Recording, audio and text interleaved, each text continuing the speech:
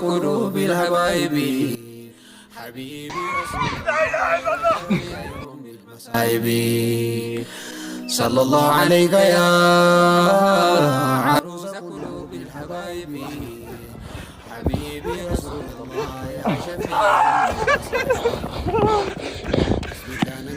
eenyu ashannaf naafi baabaa qaba dhibba lamaan ka argachuu yoo barbaadan yoo ustaaza keessan kabajjani Isaa yeroo isinin jedhame dhiisuu dogongora fudhadhu isinin janayyoon fudhanna jedha rabbiin jazaakee borsiif kaffala inuma salaatta malee inuma goota malee yoo waan koppii godhaa deemtu taate gadi gugguufaa fakkeenyumaaf rabbiin na argu taate wallahi wannati gootuuf kasaaraa dhakaalla beekun sirraan qeebalamuun kajeelin Boosii rabbiin gadi jettee akka dhiifama gaafachuu qabdaa. Isin kadhannee si kadhannee dhiifama nuu godhii jechuudha jechaadha. Isa kan akkanatti yeroo hunda zulmii nu keessa jiru durillee muslima keessa jiraatee nama hedduu jira. Yeroo saabaa keessallee fakkeessaa warri fakkeessu ustaazni keenya yeroo isii kanallee al tokko tuutti himtanii bareedanatti fakkaata. Maaliifi ituu dhagaanii bareedanatti fakkaata yeroo hedduu. Ani waan kanan beeku jecha jedhu ni salaataa ni abbaddaa. Waan rabbii irraa yoo ati waan beekinati dhugaa dubbachuuf dukkana keessa akka jirtu qoba qabaaduu deebitee barachuun illee dirqama keeti waan rabbii. Kanaaf isin jedhaa isin ittiin dheeressee rabbiif jecha isin jaalladha. Isinin dhaggeeffadha naa jiraadha qaaliiwwan kiyya. Assalaamu alaikum. Barakadhu qaadi. Rabbiin siyaa barakachiisu Mr. Qaadi. Nayyee inshallah abbaa ibsaallee tillee barakadhu inshallah. Mee Dr. Nuraddiin haa yaada fiidhaa akka xuraatu. Doktora dabarsee. Waalama pointiin kaayaan dheeressu tokko wanni namni ammani maaliifi duubaan isan gorsine jedhee yaaduuf hin deebisuu barbaada. Wanni kun sooshaal miidiyaatti jedhamee asirratti kaafamuun barnoota akka keenyaa nama kumaantamaatiif barnoota tahaa ajiriin sanii fi malee parsanaalii firoomsaa obboleessa keenya attaa godhuufi miti. Nu hundinuu haxaa balleessaadha. Garuu akka duritti duubaan maaliif ittiin haasawaa barnoota barbaada. Firoomsaan anna yaadachiisa. Anaa biyyatan Ameerikaa dhufu akka isaa kana finiinaan dhufe. Dimokiraasiin Ameerikaa akka isiin jirtu jechaatiin ture amantaan beeku ture.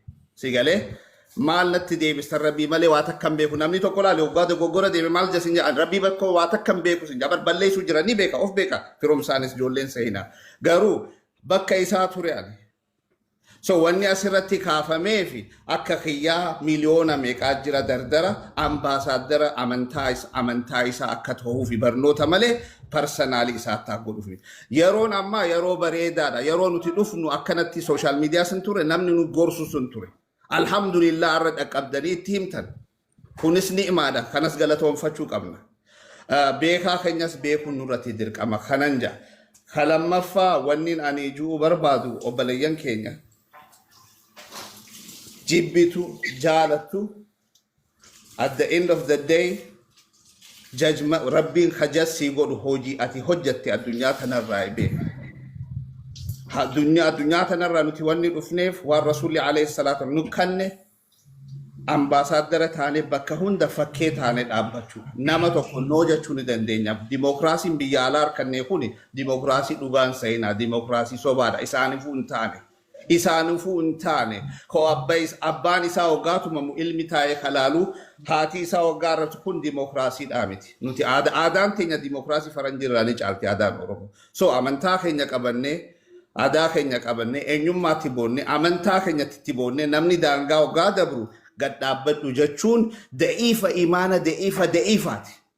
Yoo isa bira jiraatee وتركان في براك غوتو غرو إساباسو يوكان شوفون that's the weakest إيماني أكخياني وانت ننشوفان إيمانا ضعيفان كبا نغات تنجان نمشا تركان فتي لب خبيران مو أحمد دين جبل جاتشون أما نما أرغيرا يو أما وري جمع أو في رمى دافيزاس إساف دولا نكن جن يعني أرغيرا غرو أحمد دين جبل is an icon أمنتا إسلاماتيس icon هايوما دانيس بكمادا نما دوغارتيس fakkiinaatee nama dhugaa qabatee nama ammeeqa hidhame nama akkanaa kana jala deem namni hattuu fi muuvii aktari jala deemaa miti ati akkanaa jala isaaf yoo dhaabbatte ajirii malee waa takka dhabdu so itti boonisin jechuudha dhiifama naa godhii ijarraa na hambisaa galatooma hundi keessan barakadhaa hundi keessan rabbi isin barakachiise hunda galatooma yaada waliigalatti alaa kulli haaliin akkuma siin jedhan kana romsa hin fudhattaa yeroo takka na eegme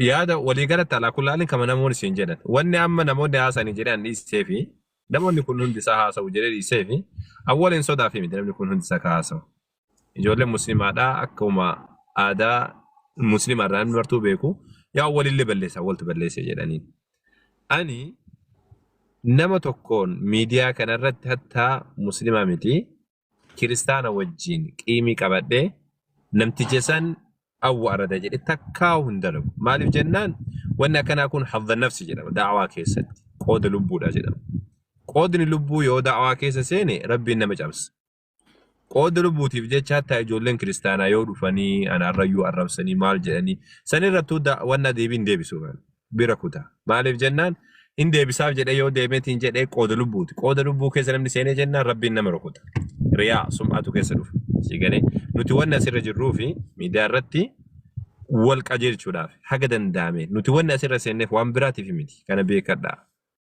حاجة دنداميني نما كان سر جرتا سر جرتو أبوانا كان ديسي نما كيسا وان بدي دلقو كيسان نما مو قبارتي وان تكمل اسمو قبارا نتسيقو فامت نموتي الدعاء تيناغور فمانيف ولي قالت يارد أمورات دايقا تكاقو فسيف كناتي دايقو كان دايقا تكالما سي كناتي إن شاء الله سني الرت يادا كان كيفت بوتي وأنا مون سيدراج تقول تجر. إذن كان هون سكنا دايقا لامو. إم باتة بس لا كسياسو سيسجر. أنا تلفون أنا بالبلمين نانين بدي فما. إلا يادون نياga ما دبّت ما جراني دوغا دبّت في وانو ملاك أنو ما نما مستحي قدو. أنا مرة دبّتها مجرى إنه ما يواي مجاسني نم ندوني كاسو يبيتا ما أعرف نما أرجته إلالج إسا إبسط سنة واي سنة من ندون كاس أنا مرة أي maybe يا جماعة نبيه كان في جالنا نابكا ونيل تاو دندا ومارا كون كابو إلا ما نقولنا جتشو بربادو دوغا دبّتشو في صاحب بانغا فجأة بس أرمي جبل لسه وان أرمون جت كاجر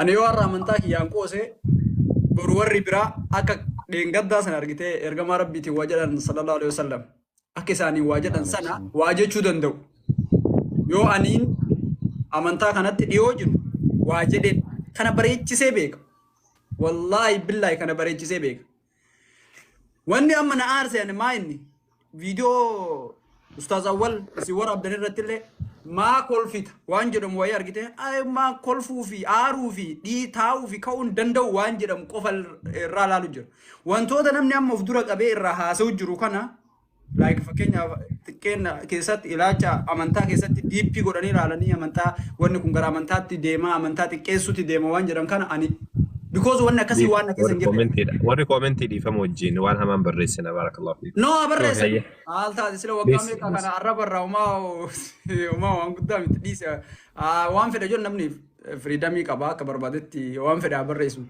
إلا وانا نجتشو برباده إلال شكية إبسط وانا أما كلفون كي يسون أما نقعد بتشوف ثم والله بالله جمدوا مجاسني جتش مجاسني تجمدوا متي أني يو أرجع تجرات ديبي ما أما يسن ديبي ستيف جت واهي صحابة الرتي إن دبّت سني يو يرويني صحابوني لولا مقالة جافين جد مقالة تينغ دريك إجارات مقالة لولا بدري تو مقالة تيجي أبو ماس thank you لولا بدري لولا بدري مقالة تيجي لولي بدري كتايو سوديت إني كذا ورسول داتو كنا جرنا يا no warrawanni tin bana jolle wali mor mino kan wan san e do ga keji bagut dara de biste no amma lenni mal jede seta lola yu ka dufani fisan lola makale qabachu bi Ethiopia tan akka qabachu dufani Ethiopia qabachu daf jedhan thank you akas jed sanirratti an debi kolfatu man sanille itti kolfe dandetti wan san debisu akka nin qabanne arge itti mo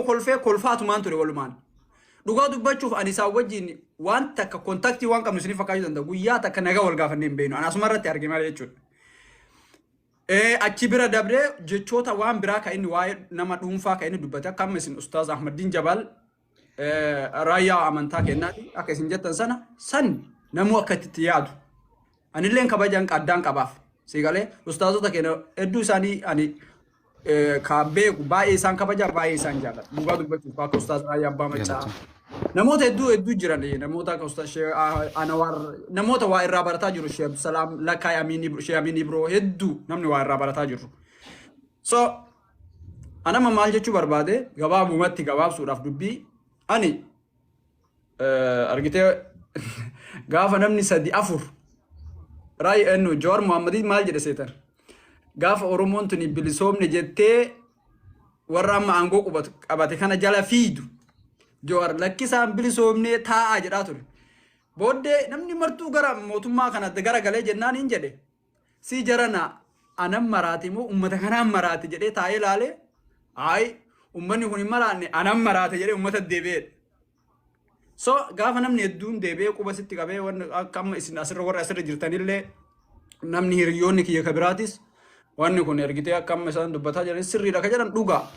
Anamma akka mataa kiyyaatitti wanni an dubbachuu danda'u yoo jiraate argitee amantaa kana tuqe afaan kiyyaan dabree amantaa kiyya because akka namni biraallee narraa argitee argee boru amantaa kana akka hin tuqne. Amantaa kana akka hin tuqne anilleen fakkeenya ta'uuf hin barbaada. Anamma akka mataa kiyyaatti nama dhuunfaa dhiifama hin gaafadhu. Nama dhuunfaa inni mataan isaa dhiifama gaafachuu danda'a. Jechuun kiyya mucaa san fiddanii akka dhiifama gaafatu gochuun dandeettanis. Ani waan mana kiyyatti ta'eef mucaa mana kiyyatti waan akkasii dubbateef wantoota hama jechoota afaan kiyyaa bahee fi ija ulamaa'ota irraa rabbiin na hambisu waa dubbadhee waan hamaan sun ulamaa'ota kennu yoo ka aarsu taate irra deebi'ee afooyinaan laayii dhiifama guddaa naa godhaa rabbii keessaniif jecha argitee akka ija hamtuun nan laalle ulamaan hundi isaaniitu du'aa kanaa godhan kanan barbaada. Isinilleen reefi Ustaaz Awwal baay'ee isinitti aaree dallansuudhaan isinitti dubbadha. Mee asirratti firoomsa maayitiin qabatini wama xiqqoo wayii dubbachuu barbaada dhiifama illee naa godhaate. Mana tokkotti wal arginee ture. Kaa dubbatee geeffa. Abshir. Achitti illee isinillee jechaa siddaa qabee dhiifama hundi keessaniyyuu. Abshir. Mr. Qaadii, Profeesar, atillee Khalid warra asirra jirtan hundi keessaniyyuu dhiifama naa godha. Galatooma. Abshir. Baay'ee galatoomii tanoo biraatiif malee waan namni mucucaanii dhufti.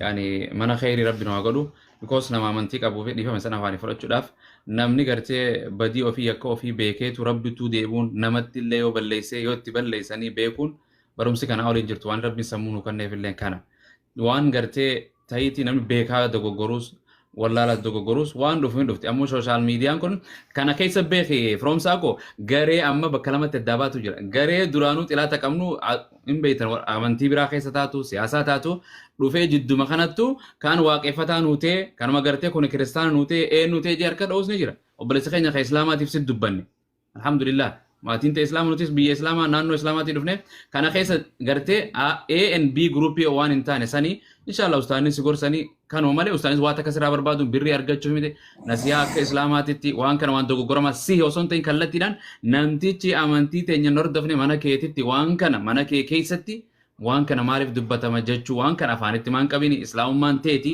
siitti aana hogganaanis suma amantiis suma fayyaddi jechuu malee waan biraatii miti alhamdulillah galatoomi tan biraatiif rabbi subhaanahu wa ta'ala nu haasattaru qeyroo fi qarree teenyas rabbi haatiis ustaaz inshallah Rabbiin si haa barakachiisu ammas beekumsa rabbiin si haa Ustaz daqiiqaa takka dubbadhume.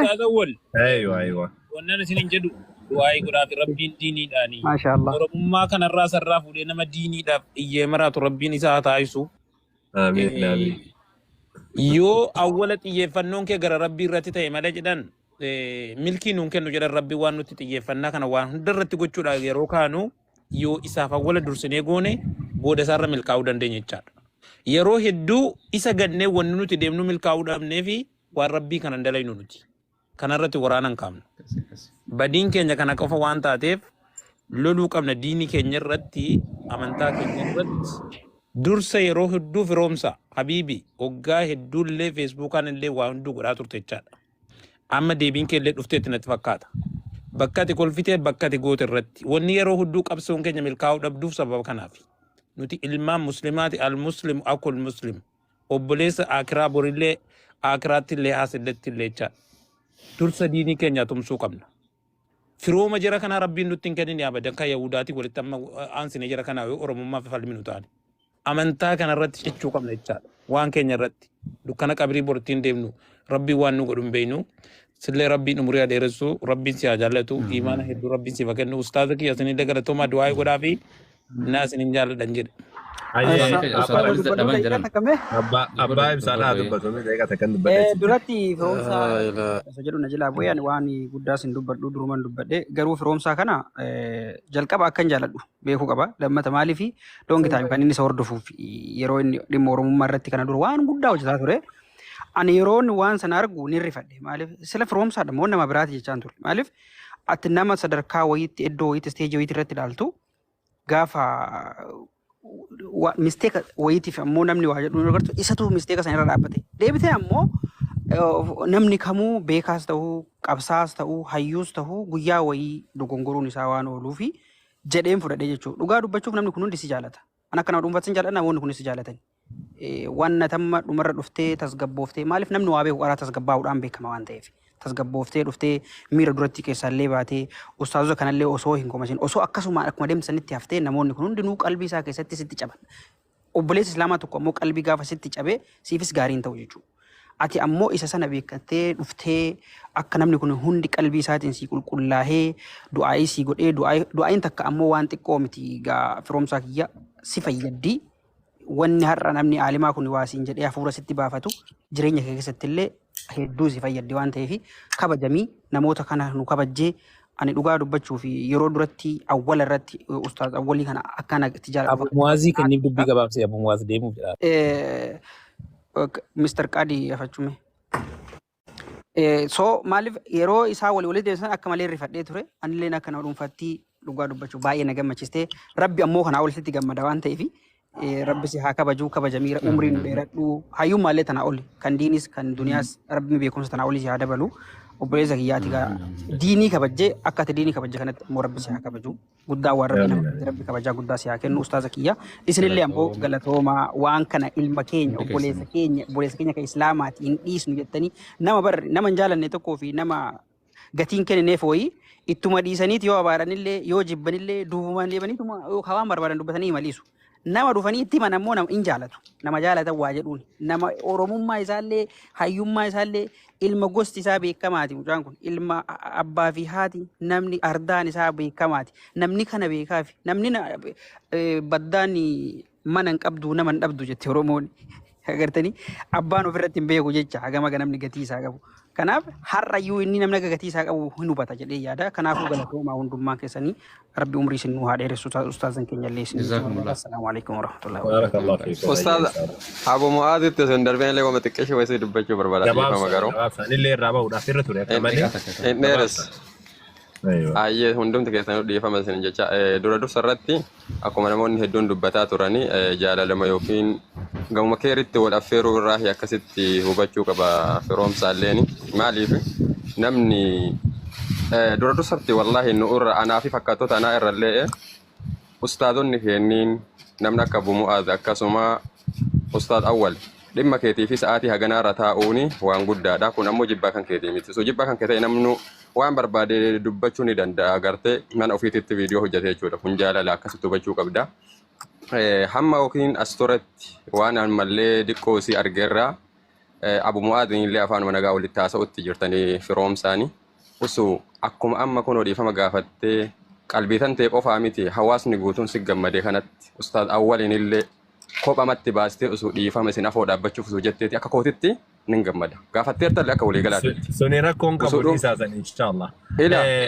isaan illee yookiin irratti badii wayii qaban sitti komatanii usuu hin taane dubbataniitiin jiran usuu gaafattee akka qalbii kootitti hedduu si gammada jechuu barbaadee obboleessa kiyya asumatti hin gabaabsa waan tokko rakkisu isa kana irratti anatti yaada kennaafi bismillahir rahmanir rahim alhamdulillah wassalatu wassalamu ala rasulillah وعلى آله وصحبه ومن والاه أما بعد درسو رب سبحانه وتعالى جبو سارا قوتو سافاديسو سالي بركة جيسو عمري سالي هديرسو رزقي سالي بركة كيسا كاوفي نما متى إسا كيسا رفين سارا جرك بياغا ميلة ساتي الدين الأنقوتا ربي ساتايسو إيمان ربي ساقوتو درقا جيسا كين جراوني هاجمنو ديفا منو قافتو جالا وسنو الربسيتو أكسمتو مال جنيتو كرم ربي لا سبحانه وتعالى رتي ديمه هكذا دندعمين كرم ربي رتي ديمه namootallee namoonni bebbeekamaan kunniin gara diinaatti nama harkisisan maka jiran.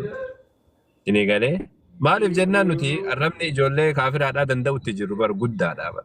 Arraba ijoollee xixiqqoo hunda dhufeetu nu arrabsaa sun rakkoo qabda. Arraba laal akka wannaadhaa akka uffataatti uffanneetiin deemna sun rakkoo miti. Ka ijoollee musliimaadhaa immoo haga fedhan nutti aaranuu maal jedhaniyyuu yoo hubatanii jedhan waan guddaa. Hubachuun kan kee waan guddaadha baga rabbiin si hubachiise. Ammas ammoo wallahi haqiiqatananii dargaggeessa musliimaadhaa guutuma jaaladhaan. Tokko isaarra jibbaarraan qabu. Tokko isaarra jibbaan qabu. Laakiin takkaa ammoo dargaggeessa irratti illee waraabne. Maaliif jennaan dargaggeessi biraa fakkeenyaaf amma ijoolleen baay'ee jira. Mucaa abbaa abdii jedhan isaan fa'a akkaataa inni godhatu in argaa. Akkaataa fokkataadha. Laakiin ammoo guyyaa tokko irratti waraabee hin beeku. Maaliif jennaani wanni dalagu maasiyaadha. Waan diinaa walitti dhufu sun taane ofiisaatii badee. Kakkasiisa yoo danda'e keessaa naqee gorsuu yookaan ammoo yoo carraa argadhe akka tasaadha gorsuudha malee karaa hin qabu.